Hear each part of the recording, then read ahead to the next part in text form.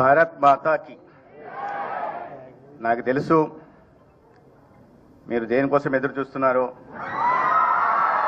మీకు మీ నాయకుడికి మధ్య ఎక్కువసేపు ఉండను, క్లుప్తంగా ముగిస్తాను. బహుశా ఇవాళ ఎన్డీఏ ప్రభుత్వంలో మంత్రిని కాకపోయి ఉంటే నేను కూడా అక్కడ కూర్చొని పవర్ స్టార్ OG2 అని కేకలేస్తే ఉండే. కానీ ఒక మంత్రిగా వారితో పక్కన కూర్చొని ఒక వేదికను పంచుకునే అవకాశం నాకు ఇవాళ కలిగింది. నా అదృష్టం, నా అభిమాన నాయకుడు. అనేక ప్రభుత్వ కార్యక్రమాల్లో పాల్గొనే అవకాశం కలిగింది, కానీ ఇటువంటి సామాజిక కార్యక్రమాల్లో కానీ సాంస్కృతిక సాహిత్య కార్యక్రమాల్లో పాల్గొనే అవకాశం కలగలేదు. ఇప్పుడే విజయ్ కుమార్ గారు చెప్పినట్టుగా సామాజిక, రాజకీయ, ఆర్థిక సమకాలీన పరిస్థితి మీద నేను రాసిన ఆర్టికల్ల సంకలనం పవన్ కళ్యాణ్ గారు విడుదల చేయాల్సి ఉంది, కానీ కొన్ని కారణాల వల్ల జరగలేదు. కానీ ఇవాళ అటువంటి పుస్తక ఆవిష్కరణ కార్యక్రమంలో వారి పక్కన కూర్చునే అదృష్టం కలగడం నా పూర్వజన్మ సుకృతంగా నేను. పవన్ కళ్యాణ్ గారు నా అభిమాన నాయకుడు మాత్రమే కాదు, ఆయన సాహితీ ప్రియుడు. సాహితీ ప్రియుడు మాత్రమే కాదు, అంతర్ముఖుడు. అంతర్ముఖుడు మాత్రమే కాదు, ప్రజ్ఞుడు. స్థితప్రజ్ఞుడు మాత్రమే కాదు, పోరాట యోధుడు. అక్కడ చెప్పినట్టుగా పోరాట యోధుడు మాత్రమే కాదు, జనం మెచ్చిన నాయకుడు.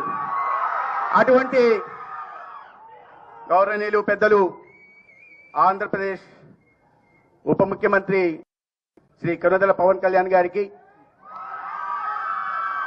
మనసుకు కూడా దాహం ఉంటుందని, అప్పుడప్పుడు మంచి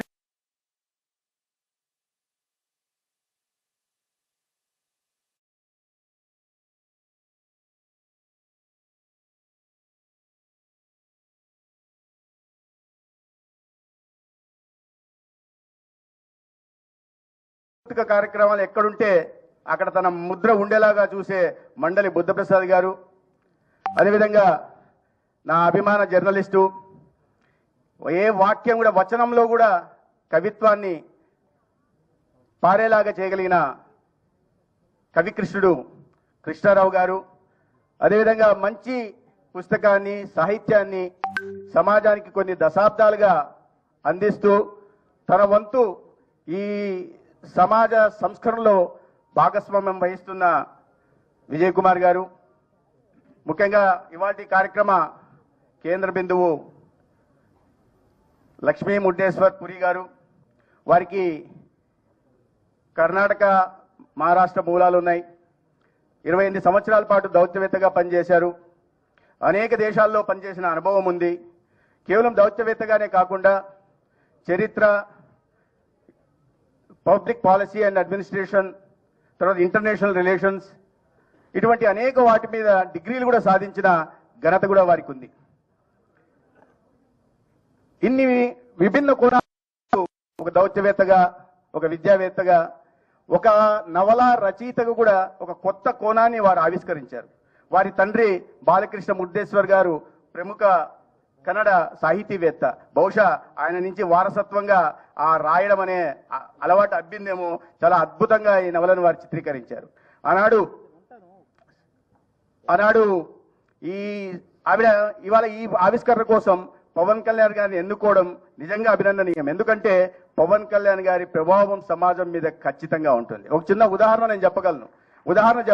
ఎందుకంటే ఆయన పుస్తక పఠనం ఎంత ఇష్టమో ఆయనకి, దాన్ని చూసి అనేక మంది యువత ఇవాళ ఆ అలవాటు చేసుకునే దిశగా కూడా పోతున్నారు. నేను చిన్న ఉదాహరణ చెప్పాను. నేను మామూలుగా ఒక జాతీయవాద భావాలు ఉన్న ఆర్గనైజేషన్ నుంచి వచ్చిన వాడిని.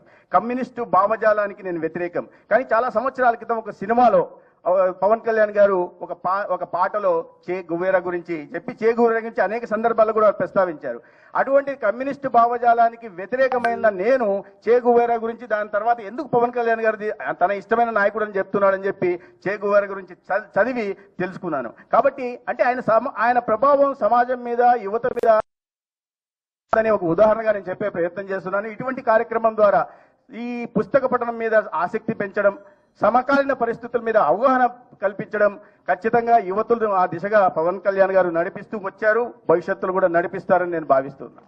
ఇవాళ ఈ నవల గురించి కుప్పలి పద్మ గారు చాలా ప్రధానంగా చెప్పారు. స్వాతంత్ర పోరాట సమయంలో ఆ సమయంలో ఈ సమాజంలో మహిళలు ఎదుర్కొంటున్న ఇబ్బందులు కానీ, వారి ఆదర్శ భావాలు, ఆధిక్య భావాలు, స్వేచ్ఛ, సమానత్వం, స్వాతంత్రానికి ఉన్న పరిమితులు, అదే సమయంలో అనేక మంది సామాజిక సంఘ సంస్కర్తలు వీటి మీద చూపిన ప్రభావం గురించి వారు దీంట్లో ప్రధానంగా ప్రస్తావించారు. అదే సందర్భంలో మహారాష్ట్ర, ఉత్తరప్రదేశ్కి సంబంధించిన అనేక స్వాతంత్ర పోరాట ఘట్టాలను కూడా వీటిలో వారు ఆవిష్కరించడం జరిగింది.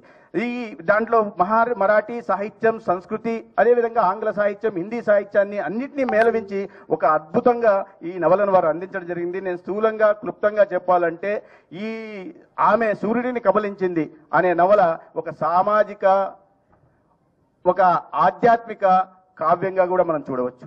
అటువంటి అద్భుతమైన నవల ఇది. కాబట్టి అటువంటి నవలని రాసిన లక్ష్మి గారి గురించి కూడా కాస్త చెప్పుకోవాల్సిన అవసరం ఉంది.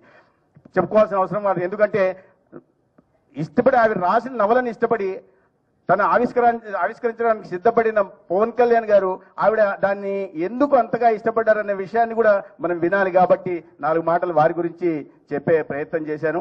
మిత్రులారా, ఇవాళ మహిళా సాధికారత గురించి మనం ఇవాళ మాట్లాడుకుంటున్నాం. కానీ మన ఉత్కృష్టమైన మన సంస్కృతి సంప్రదాయాల్లోనే మహిళలకు మనం ఎప్పుడు కూడా పెద్దపీట వేస్తూ వచ్చాం, ప్రధాన భూమికను అందిస్తూ వచ్చాం. మన పురాణ కాలం నుంచి, ప్రాచీన కాలం నుంచి చూస్తే ఏనాడు కూడా మన సమాజంలో మహిళలకు మనం గౌరవం ఇస్తూ వచ్చేవాళ్ళం. ఇవాళ మనం మంత్రిత్వ శాఖల గురించి, వాటి గురించి, వీటి గురించి మాట్లాడుతున్నాం. కానీ మీరు చూస్తే పురాణ కాలంలో చాలా ప్రధానమైన శాఖ ఎవరి దగ్గర ఉండిందయ్యా? ఫైనాన్స్ మినిస్ట్రీ అంటే లక్ష్మీదేవి దగ్గర ఉండేది. ఎడ్యుకేషన్ మినిస్ట్రీ ఎవరి దగ్గర ఉండిందయ్యా అంటే, ఇంకా డిఫెన్స్ మినిస్ట్రీ, అతి ప్రధానమైన శక్తివంతమైన డిఫెన్స్ మినిస్ట్రీ ఎవరి దగ్గర ఉండిందయ్యా అంటే దుర్గామాత దగ్గర ఉంది. అంటే మన సంస్కృతిలోనే అది నిబిడీకృతమైంది అనమాట.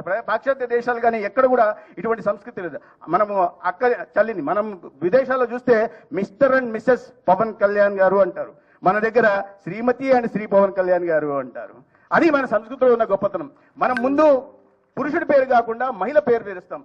కృష్ణుడు చాలా గొప్పవాడే, కృష్ణుడు చాలా గొప్పవాడు మనందరూ. అదేవిధంగా మన అందరికీ ఆరాధ్య దైవం శ్రీరాముడు. కానీ చెప్పాల్సి వస్తే రాముడు సీతానో లేదా కృష్ణ రాధా అని ఏనాడు అనం. మనం అనేది ఏంటంటే సీతారాముడు అంటాం, రాధా అంటే మహిళకు మనం ఇస్తున్న గౌరవం అటువంటిది. అది మన సంస్కృతిలో ఉంది. కాబట్టి యువత వీటి పట్ల అవగాహన కలిగించాల్సి ఉంది. మనం గత 10 సంవత్సరాలుగా నరేంద్ర మోడీ గారు ప్రధానమంత్రి అయిన తర్వాత మహిళలకు పెద్దపీట వేస్తూ అనేక రకాలైన కార్యక్రమాలు తీసుకొచ్చారు. బేటీ బచావో బేటీ పడావో కానీ, కన్యా సమృద్ధి యోజన కానీ, లేదా మాతృవందన కానీ, లేదా జననీ సురక్ష కానీ, లేదా ముద్ర కానీ, లేదా మహిళల కోసం ప్రత్యేకంగా standup India, startup India, make in India, digital India, skill India, ఇలాంటి అనేక కార్యక్రమాలు తీసుకొచ్చిన అన్నిట్లో ప్రధానమైనది ఒకటి ఉందయ్యా అంటే మనం ప్రధానంగా ప్రస్తావించుకోవాల్సింది, మన గ్రామీణ ప్రాంతాల్లో మన అక్క చెల్లి బహిర్భూమి వస్తే తర్వాత సూర్యోదయం ముందు వెళ్లాల్సిన దౌర్భాగ్యకర పరిస్థితులు ఉంటే అక్క చెల్లెల ఆత్మగౌరవం నిలబెట్టడం కోసం 12 కోట్ల వ్యక్తిగత మరుగుదొడ్లను నిర్మించి ఇవాళ నా కుటుంబంలో ఏ అక్క చెల్లి బహిర్భూమికి వెళ్లాలంటే ఇబ్బంది పడకూడదని ఒక సమాజానికి సాటి చెప్పిన గొప్పతనం మన దేశ ప్రధాని నరేంద్ర మోడీ గారికి ఉంది.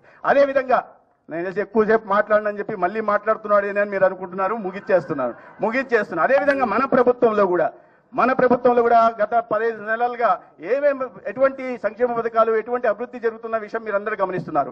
దీంట్లో ప్రధానంగా ఇవాళ మనం మహిళా సాధికారత గురించి, మహిళా ఆర్థిక స్వాతంత్రం గురించి మాట్లాడుతున్నాం. ప్రధానంగా మనం ప్రస్తావించుకోవాల్సింది ఏందయ్యా అంటే గౌరవ ముఖ్యమంత్రి చంద్రబాబు నాయుడు గారి నాయకత్వంలో, అదేవిధంగా ఉప ముఖ్యమంత్రి పవన్ కళ్యాణ్ గారి నాయకత్వంలో ఇటీవల వచ్చిన స్త్రీ శక్తి గురించి మనం ప్రధానంగా అనేక మంది ఇవాళ నాకు పేషెంట్లు చెప్తుంటారు, గతంలో రెఫర్ చేస్తే జీజీహెచ్కి వెళ్ళాలంటే కష్టము, ఇప్పుడు ఫ్రీగా ఉంది కాబట్టి వెళ్ళొస్తున్నామని. డాక్టర్లు టైంకి వెళ్తున్నారు, లేదా టీచర్లు టైంకి వెళ్తున్నారు, బస్సు అందుబాటులో ఉంది కాబట్టి వెళ్తున్నాము. ఈ రకంగా అనేక రకాల మంచి చెప్పడం జరుగుతుంది. నేను ఇంకోటి కొన్ని చోట్ల చూసా, అమ్మగారిని ఎప్పుడు చూడాలని కోరుకుంటుంది కానీ బస్సు ఛార్జీలు లేక అప్పుడప్పుడు వెళ్ళేవారు. ఇవాళ స్త్రీశక్తి కారణంగా కావాలంటే ప్రతిరోజు వెళ్ళి అమ్మని చూసొచ్చే పరిస్థితి ఉంది.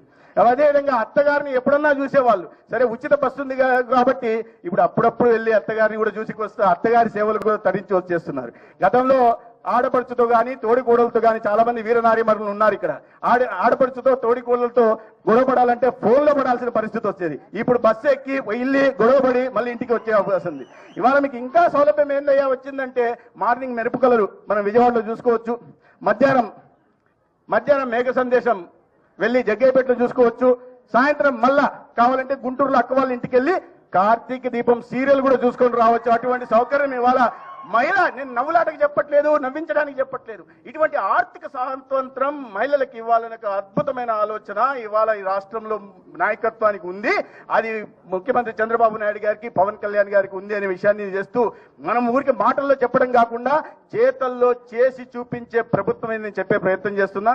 ఇవాళ ఇటువంటి అద్భుతమైన కార్యక్రమానికి నన్ను కూడా ఆహ్వానించి నా అభిమాన నాయకుడు పవన్ కళ్యాణ్ గారి పక్కన చోటు కల్పించినందుకు విజయ్ కుమార్ గారికి మరొకసారి ధన్యవాదాలు తెలియజేసుకుంటూ, ఇటువంటి అద్భుతమైన నవల రాయడమే కాకుండా దాన్ని మళ్ళీ పవన్ కళ్యాణ్ గారి చేత ఆవిష్కరింపజేసుకుని చేసి దిశగా వ్యక్తం చేస్తున్న గారిని కూడా నేను మరొకసారి అభినందిస్తూ భారత్ మాతాకి ధన్యవాదాలు.